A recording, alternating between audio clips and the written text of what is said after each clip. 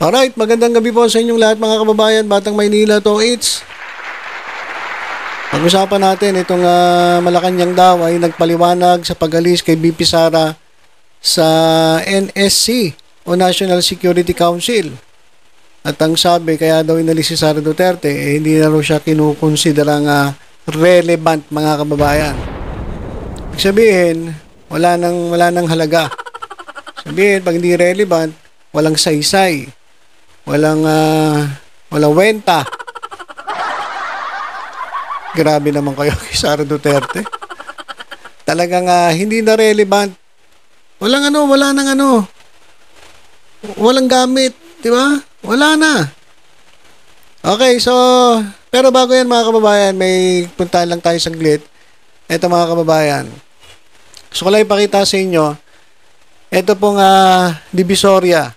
O, nakapunta na ba kayo sa Divisoria? Ayan, kasi baka nung pumunta kayo na Divisoria, yung panahon ng Pasko, ng holiday season, Pasko Bagong Taon, sobrang punong-puno talaga dyan. Dami nga nagre-reklamo dyan eh. Bakit? Talaga nagagalit kay Mayora. Bakit gano'n? Ang sikip-sikip dyan sa Divisoria, punong-puno ng tao, wala talagang kwenta Mayor to si Annie Lacuna. Punong-puno kasi talaga mga kababayan. O, bakit ba? Bakit punong-puno? Kasi pinagbigyan sila ng pamunuan ng lungsod ng Maynila na pumesto dyan para kumita. Para kahit papano naman ay maging masaya ang kanilang Pasko at ang kanilang bagong taon. Pero iba yung iba yung pananaw ng ibang mga tulongges dyan. At kung ano-ano pinagsasabi, punong-puno yung Divisoria. Ang hirap-hirap naka-traffic dyan sa Divisoria. Wala talaga to si Mayor Annie Lacuna. Ganun yung banat ng mga DDS dyan, mga DD shit hindi nila naintindihan. Talaga pong pinayagan ang mga vendors para naman po makatulong sa kanila, para lumaki kita nila, para may panghanda sila sa Noche Buena, pati sa pagsalubong sa bagong taon. Kayo naman ito, para daw sa kaalaman ng lahat, makinig. Yung mga mema dyan. O para sa kaalaman ng lahat, sinimulan na po natin ngayong araw. Kailan yung sinimulan? January 1. Pagkatapos po ng putukan ng kinaumagahan, ayan, kahit bagong taon, nagtatrabaho si Mayor Annie Lacuna. Pinagtrabaho niya yung mga tao at nilinis po. Para po sa kaalaman ng lahat, sinimulan na po natin ngayong araw ang pag-aalis ng mga tent at sa kalsada ng Divisoria. Binigyan po natin sila, ang mga vendors, ng pagkakataong kumita at may mapagsaluhan ngayong nagdaang Pasko at Bagong Taon. Hanggang December 31 lang po ang mga tent na ito. Yan ang napag-usapan at pinangako natin sa publiko. So bilang pagtupad sa usapan ay tinatapos na natin ito ng ayon sa ating plano. Maaga rin po nalinis ang ating mga masisipag na kawani sa Department of Public Services sa mga basura na nagkalat sa nagdaang holiday. Ayan. Hindi po lingid sa ating kaalaman na may mga iilang tao, pati mga trolls. Na walang sawang naninira at nagkakalat ng maling impormasyon laban sa ating liderato. Gusto ko pong linawin na walang kickback o anumang illegal na transaksyon na isinagawa ang pamahalang lungsod ng Maynila sa pagtatayo ng mga tent. Baka sabi na naman ng kalaban kumita na naman si Mayora, kumita na naman. Pati nga dun sa alam niyo nakita niyo ba yung fireworks diyan po sa mismo sa City Hall, diyan po sa Clock Tower na napakaganda. Sabi nung iba, magkano naman ng diyan, nagastos diyan? Dapat yung ginastos diyan pinakain na lang, pinamigay na lang sa mga Maynila, sa mga taga Maynila. Mga tulongges talaga no? Hindi nyo ba naisip? Marami nabigyan ng kasiyahan doon. Sobrang ganda. Kaya pala gawin yon. Ba't hindi ginawa nung dati? Kasi yung dati, ito na naman tayo. Marami na naman magagalit sa atin. Wag na nga, basta, ibang-iba po talaga ang nangyari na itong nung fireworks dyan po sa sa Clock Tower. At talaga na-highlight po yung Clock Tower. Grabe. Sobrang ganda. At ito, Wala pong kinita, wala pong nangyaring kickback. Ito po, yung mga tent na yan, ito po ay inisyatibo lamang upang magbigay ng pagkakataon sa ating mga kababayang Manileño na maghanap buhay lalo na sa panahon ng Kapaskuhan. At sa mga patuloy na nagnanais dungisan ng ating pangalan at reputasyon, ulitin ko, walang puwang ang fake news at paninira sa Maynila. Makilala namin kayo at hindi namin palalampasin ang inyong mga pagtatakang sirain ng tiwala ng mga Manileño sa ating pamamahala. O alam namin kung sino kayo. Ayan po yung yung mga dating galit kay Eddie at Patty. Pero ngayon parang hindi nawala nga si Eddie at si Patty. Ando naman si Pedro sa Kasiwan. Umarangkada. Okay, so sa pagpasok ng 2025, makakasa po kayo na hindi tayo magpapadala sa mga paninira. Ang inyong pamalang lungsod ay magpapatuloy sa mga hakbang patungo sa isang malinis at maayos at maunlad na Maynila. Ayan mga kababayan na, malinis na. Wala na siguro kayong masasabihin, mga trolls. Ayan, ginawa lang talaga yun para makapagbigay ng pagkakitaan sa mga vendors. Kaya iba talaga si Mayor Hanny Lacuna. Na patuloy na sinisiraan ng mga trolls, patuloy na sinisiraan pero wapakels. Siya tuloy-tuloy pa rin sa paglilingkod si Mayor Hanny Lacuna pero kilala nila yung mga tulonggis na yan at yung lagi naninira mga kababayan. Alam nyo kasi sabi nyo lagi kayong sure win saan sa kangkungan. Na magabang na lang kayo sa eleksyon kung sino talaga ang iboboto ng taong bayan. Okay, so yan, congratulations sa pamunuan ng lungsod ng Maynila. Yan, napakalinis na ng Divisoria, wala nang reklamo mga trolls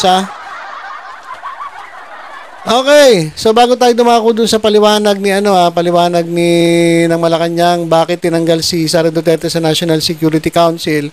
Eto, pakita ko lang sa inyo. Daanan lang natin ito. Ayan mga kababayan sa video. Okay, BP Sara. Ano sabi? Ulitin natin. Ayan BP Sara kumakain ng nakakamay.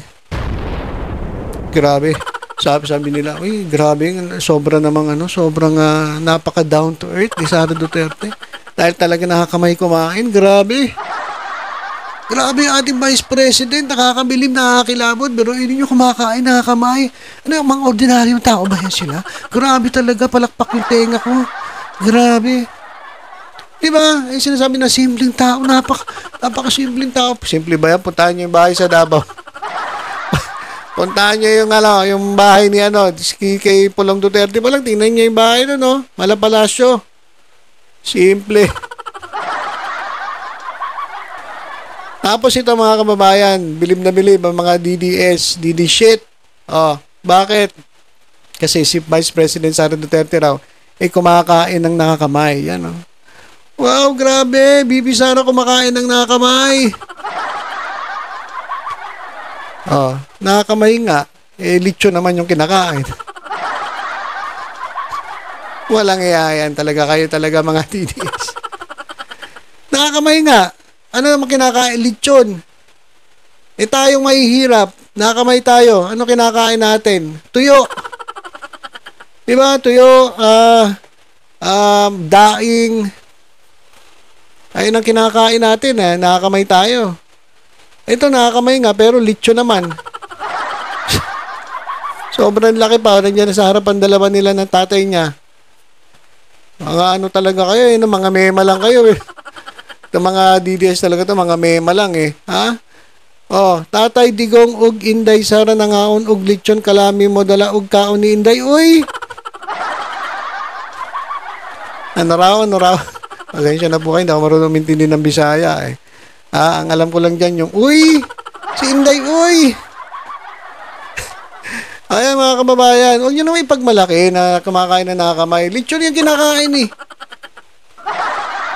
Balik ko kinakain yan. Dapat dinubos-dubos nyo na. Total, magpapakita naman kayo sa media. Dapat kinakain nyo tuyo. Tapos, kunyari, konti-konting mga yung sinangag. Isang buong lechon Anong gusto mo? Kukutsarain ba yan? Kinukutsara ba? Lechon. Siyempre, kakamayin mo yan, kakamayin mo yung balat eh. Makutsarain mo pa, social mo naman. Talaga itong mga DDS. So, BP Sara kumakain ng nakakamay. Bugok pala to. Ay talaga mga DDS, mga komento lang, oh. Ano madalaog kaon, inday, uy. Tingnan ko nga ilang comment dito. Ano ba sabi rito? Tingnan lang natin yung ibang comment. May comment ba? Wala. Hindi ka ma-open yung comment. O, yan mga kababayan. Ano lang yan? Dinaanan lang natin. Kasi natutuwa ako dito. Mga DDS, mukhang tanga eh. Biruin mo tuwan-tuwa sila nakakamay si Sara Duterte. Siyempre, magkakamay yan, oh. Ano bang kutsarain yan o gamitin niya paa dyan sa pagkain ng lechon. So, huwag nyo nang sabihin na simple, kinakamay. Nakalechon nga. Nakalechon naman. Ano ba naman yan? Malacanang. Nagpaliwanag sa pag-alis kay BP Sara sa National Security Council. Alam nyo mga kababayan, sa totoo lang, dapat di na kayo nagpapaliwanag eh. Bakit kayo nagpapaliwanag kay Sara Duterte? Siya nga hindi nagpapaliwanag eh. Yung mga confidential funds nga niya, ayaw niya ipaliwanag. Hindi nga siya umaharap eh. Umarap siya pero hindi naman niya sinasagot. Di ba? Hindi nga siya nagpapaliwanag sa napunta yung milyon-milyones. Hindi niya nagpapaliwanag kung sino si Mary Grace Piatos, si Kokoy Villamin at sino-sino pang 1,000 mahigit na pumirma na wala naman sa listahan ng PSC. Ibig sabihin, mga multo. Hindi nga siya nagpapaliwanag tapos kayo magpapaliwanag. Di ba? Nakikita tuloy nahahalata na gusto niya lang talagang ipaliwanag hindi sila kay Sara Duterte nagpapaliwanag, sa taong bayan sila nagpapaliwanag. Kasi ibang mga Pilipino, ibang mga kababayan natin wala naguguyo, nabubudol lang ilan nating mga DDS na kababayan. At eto kasing isa nagpapabiktima effect na naman. Kaya kinakailangan magpaliwanag ng Malacanang. So hindi sila nagpapaliwanag kay Sara kasi si Sara hindi naman marunong magpaliwanag eh.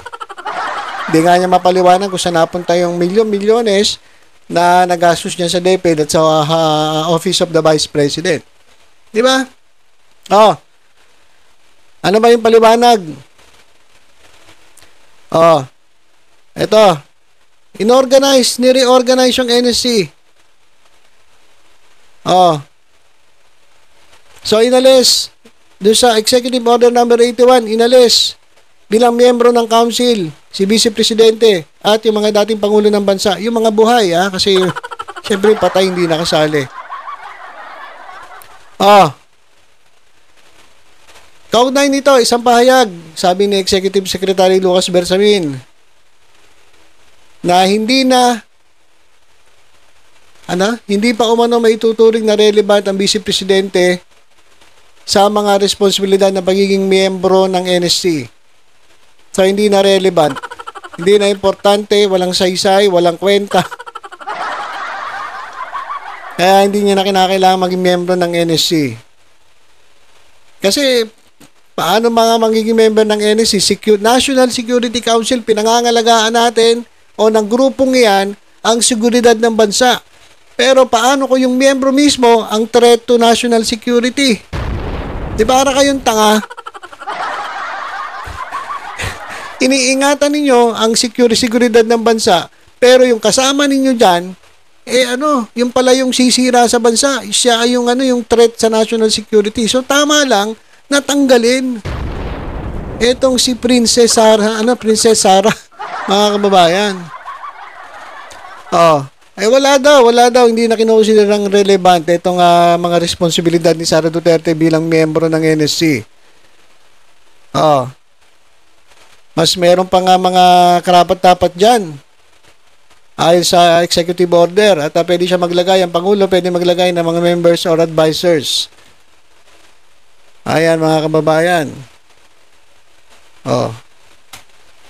Etong si Sara Duterte, unti-unti nang tinatanggalan ng kapangyarihan ni Presidente Bongbong Marcos.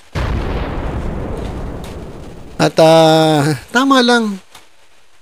Kasi, ano yan, siya yung gustong guluhin yung bansa. Tapos kasama siya sa meeting. O, ganito gagawin natin para pangalagaan natin ang ang seguridad ng bansa. Tapos nandun yung isa. Ganyan pala gagawin niyo. Ganyan pala gagawin niyo. Ako spy ako dito. So, ayan mga kababayan. So, tinanggal na po itong si Princess Sarah. Diyan po sa National Security Council. At tama lang. Dapat nga, hindi na kayo nagpaliwanag eh. Alam na namin yan eh. Alam na namin yan. Alam na namin yan na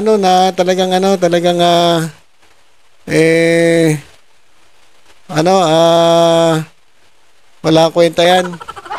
Dapat lang talaga tanggalin dyan sa National Security Council. Okay, so, yun lang mga kababayan. Ako, ito na naman to. Ito, nakita ko na naman to. Pinagmamalaki ng DDS, nakakamay daw kumain si Princess Sarah. Siyempre, nakakamay, anong paahin mo yung lechon? Ang kutsara-kutsara ka. Huwag nyo na ipagmalaki na simple. Kasi simple ba yan? Lechon yung kinakamay. Tayo nga eh. Hindi makabili ng lechon eh. Mahal eh. Binibili lang natin, lechon belly. O kaya, bangus belly. Kailan kaya natin eh, di ba? Mga yan, no? Pinagmalaki nyo pa na simple. Siraulo talaga kayo. At mas lalong siraulo, ito mga naninira kay Mera nila kuna. Punong-puno daw Divisoria dati. Ugak pala kayo eh. Hindi nyo alam yung pinag-usapan eh. Ayan ngayon, malinis na. Pwede ka na yung magtatumbling dyan. Yung mga trolls, magtumbling-tumbling na kayo dyan sa kalsada sa Divisoria, malinis na. O kahit mag-ikot-ikot kayo dyan. Magtumbling-tumbling kayo dyan, o. Kung gusto nyo. Para masiyahan man lang kayo. Okay, so ilang muna mga kababayan. Basta tutok-tutok lang po kayo dito sa Batang Maynila. Ito ay sa iba pang updates. Ingat po tayong lahat. God bless po.